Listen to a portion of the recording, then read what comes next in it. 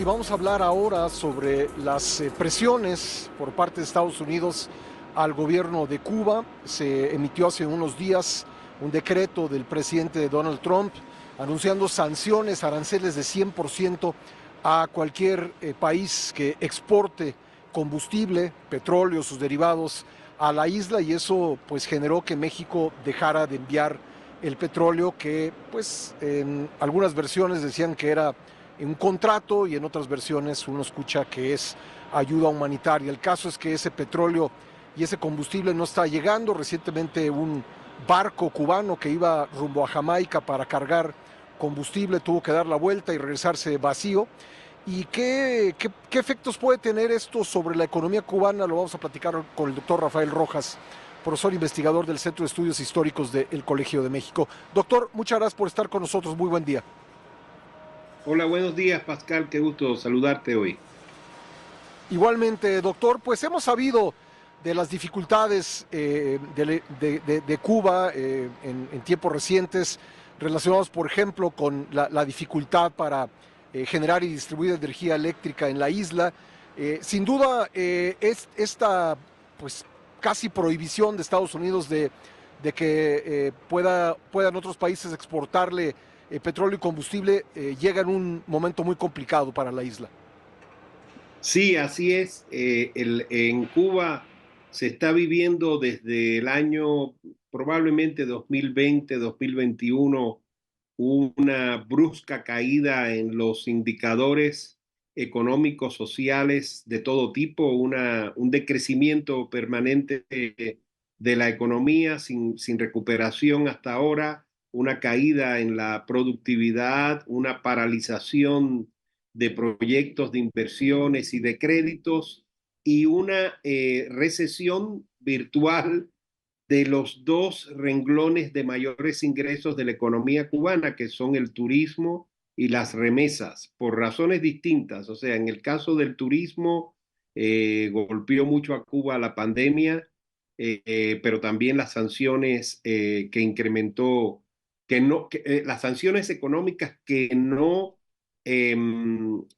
digamos, detuvo o contuvo el gobierno de Joe Biden y que aumentó el gobierno de Donald Trump. También en el caso de las remesas, las medidas adicionales que aplicó el gobierno de Donald Trump más recientemente de restricción de viajes, ¿verdad? Y de contactos y comunicaciones entre la diáspora cubana y la isla, todo como parte de la política antimigratoria, ¿verdad? De Donald Trump, todo eso afectó también las remesas. Bueno,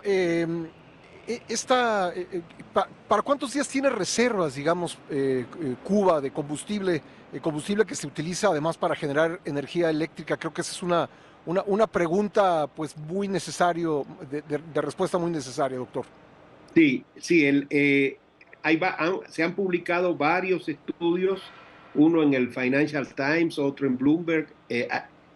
Cambian un poco los plazos, digamos, ¿no? En algunos de esos análisis, pero sí, se habla de unos 15 o 20 días para funcionar únicamente con los insumos petroleros que autoabastece Cuba, que alcanzan para cubrir un 40% de la, ¿verdad? De la cobertura energética que necesita el país para funcionar. Se supone que además de ese 40% que aporta Cuba con su propio petróleo de no muy buena calidad, el país necesitaría sea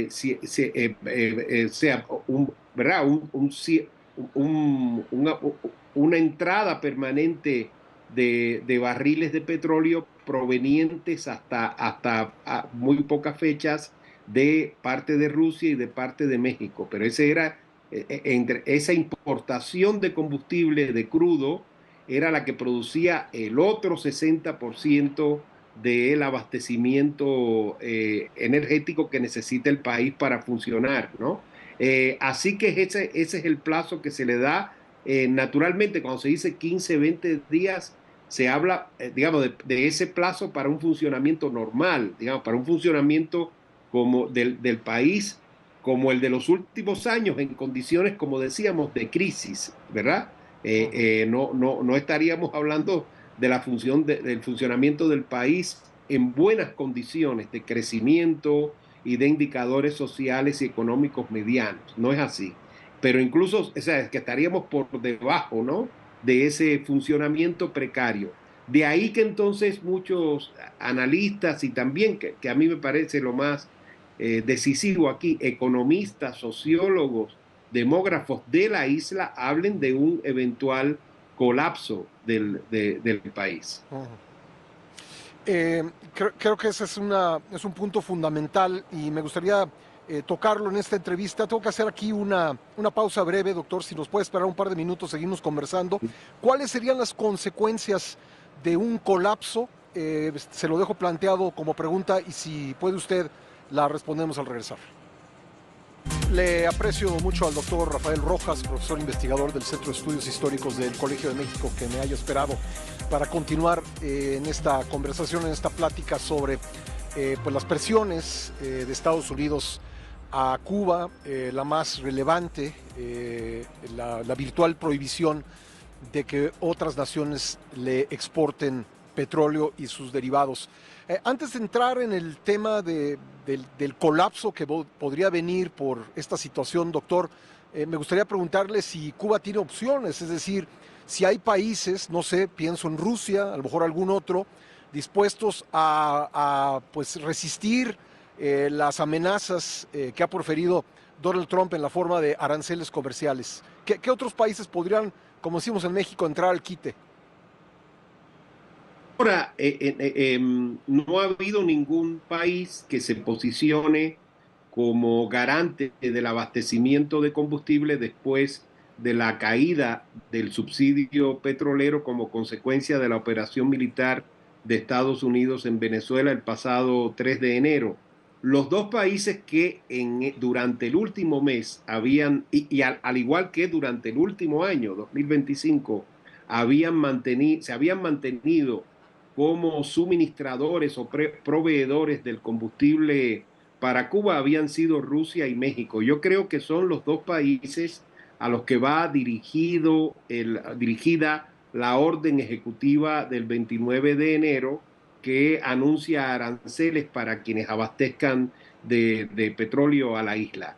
Después de la orden ejecutiva del 29 de enero, ninguno de los dos gobiernos, ni el ruso ni el mexicano, ha hecho algún anuncio de desafiar esa orden y enviar combustible. En el caso el gobierno de Rusia, de Vladimir Putin, a través de su canciller, Sergei Lavrov, bueno, ha hecho muchas declaraciones en contra de la orden, en contra de este cerco o sitio petrolero de Estados Unidos y ha expresado su solidaridad con Cuba, pero no ha hecho anuncios de envíos de petróleo. En el caso de México, como sabemos, la presidenta Claudia Sheinbaum primero dijo que se suspendía el envío, digamos, por contrato, el envío de petróleo de Pemex a la isla, pero que se mantendría el envío de petróleo por razones humanitarias. Más recientemente,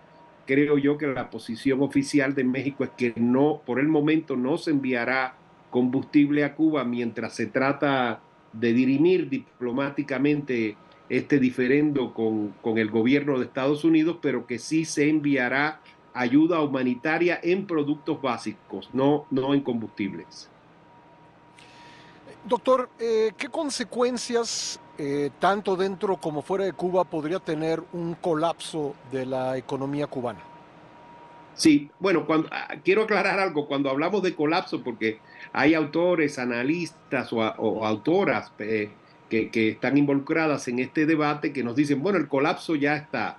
Y en efecto, cuando yo te hablaba de estos economistas, sociólogos y demógrafos de la isla, ellos están hablando de colapso desde el año pasado y usan también un término que se llama policrisis, es decir, una crisis estructural o integral de todos los elementos de la economía y la sociedad en la isla. Pero yo creo que cuando nos referimos ahora a un colapso después de la orden ejecutiva del 29 de enero nos referimos a una paralización parcial o total del país. ¿Qué quiere decir esto? Que se apaga prácticamente el país por una imposibilidad de distribuir servicios eléctricos, servicios de electricidad, de agua, de gas, ¿verdad? Todo el abastecimiento necesario para que funcionen las fábricas, las industrias, las escuelas, los hospitales, ¿no?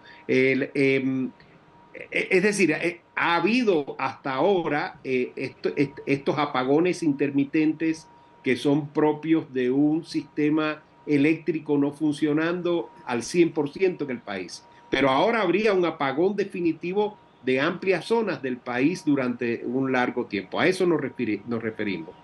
¿Qué efectos tendrá esto? Bueno, muy probablemente protestas, eventualmente un estallido social como el que vimos en el año 2021, pero yo supongo que de mayores dimensiones, o este tipo de protestas localizadas, pero continuas y cíclicas que vimos también en el año 2022-2023. Naturalmente, en condiciones de explosión social, de protestas, muy fácilmente se puede desatar la violencia. El gobierno cubano demostró en el año 2021 que puede reaccionar muy represivamente a estos estallidos sociales. En aquel momento, como tú recordarás, Pascal se llegó a producir el arresto de más de 1.000 personas que protestaron pacíficamente en las calles de la isla en el verano de 2021. De eso estamos hablando, ¿verdad? De una situación explosiva o de implosión social que se puede complicar políticamente de una manera muy fácil. Y esto estaría sucediendo bajo un estado, digamos, de alerta o de emergencia de Estados Unidos, en el que el país, Cuba, aparece como una amenaza a su vecino del norte. Si esa situación deriva a su vez en un éxodo masivo, se complicaría también el protocolo de emergencia y de seguridad de parte de Estados Unidos y supongo también de parte de otros vecinos como México. Sí, porque supongo que Estados Unidos probablemente tendría mayores recursos para contener una ola migratoria, no del todo, desde luego, nunca se puede contener completamente, pero México sí estaría más expuesto, ¿no, doctor? Sí, mira, también, o sea, eso habrá que verlo sobre la marcha, pero la emigración ilegal cubana ha ido conteniéndose en los últimos años y claro, la ruta principal de esa emigración ha sido México, porque o sea, las leyes de Estados Unidos se han vuelto muy rígidas contra la emigración ilegal por mar y aquellos que llegan por mar a los Estados Unidos tienen múltiples restricciones para regularizar su condición migratoria en los Estados Unidos. Sin embargo, tienen mayores posibilidades quienes cruzan la frontera de México con Estados Unidos. Doctor, me queda apenas un par de minutos, un minuto y medio de hecho, y quiero preguntarle por último, ¿tiene interés Estados Unidos y por eso está hablando de negociación en evitar el colapso, es decir, no llegar a ese punto? Creo que sí, creo que hay interés de parte del gobierno de Estados Unidos, también del gobierno de México y por supuesto del gobierno cubano. La reacción predominante a la operación militar del 3 de enero ha sido el llamado a la defensa, a la resistencia en Cuba, ejercicios militares, movilización militar y de las milicias de tropas territoriales, como se conocen dentro de la isla, para enfrentar una invasión. Pero en las últimas semanas, junto con digamos, con ese especie de frenesí patriótico, también hemos visto señales de un avance de voluntad de diálogo, de comunicación, de entendimiento entre el gobierno cubano y el gobierno de Estados Unidos en un eventual acuerdo en el que ¿verdad? Se estarían intercambiando distintas cosas, ¿no? De parte de Estados Unidos, evidentemente, el fin de este cerco o sitio petrolero, tal vez algunas ventajas en términos de que Estados Unidos se convierta en un abastecedor eventual del combustible para Cuba. Y del lado cubano estarán barajándose muchas cosas que podría conceder La Habana a Estados Unidos en una negociación de ese tipo. La más reciente declaración del Ministerio de Relaciones Exteriores de Cuba del domingo en la tarde es claramente un llamado al diálogo, al entendimiento, a la negociación